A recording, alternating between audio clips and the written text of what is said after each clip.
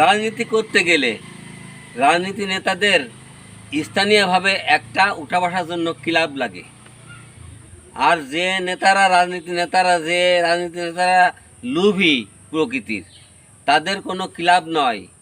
আগে সরকারি অনুদান আসলে তাদের হাতে তুলে দাও আগে। এই তো হচ্ছে কিছু কিছু জায়গায় এই দশা আছে। এই দশাগুলো পাল্টাতে হবে, তাহলে রাজনীতি সুন্দরতা আসে না।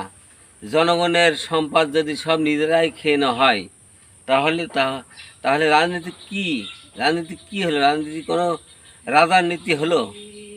রাজনীতি মানে রাজার নীতি, বড় মন থাকতে হবে, তাহলে হবে রাজনীতি। রাজনীতি করে সব জনগণের সম্পদ নিজের পকেটে নিতে হবে তা না। একটা নিজের ক্লাব না থাকলে সেখানে রাজনীতির জোর হয় না।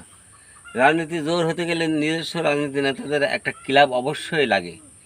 আর লুবি নেতাদের কোনো ক্লাব না। লুবি নেতাদের শুধু এই রাজনীতির সম্পদ আসবে, জনগণের সম্পদ আসবে, সেই সম্পদগুলো, সরকারি সম্পদগুলো নিজেদের পকেটে ভরতে হবে খেয়ে, এই তাদের নীতি থাকে।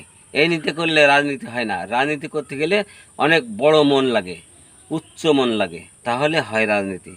ক্লাব নেই, ফ্লাব নেই, তাহলে সেখানে কি রাজনীতি করা সম্ভব? দু পাঁচটা মনের কথা বলা সম্ভব না। অতএব রাজনীতি করতে গেলে ক্লাব লাগে, নিজস্বভাবে নিজেদের দলীয় ক্লাব লাগে। আর তা না হলে ওই রাজনীতি করার কোনো প্রয়োজন হয় না মনে করি। ধন্যবাদ।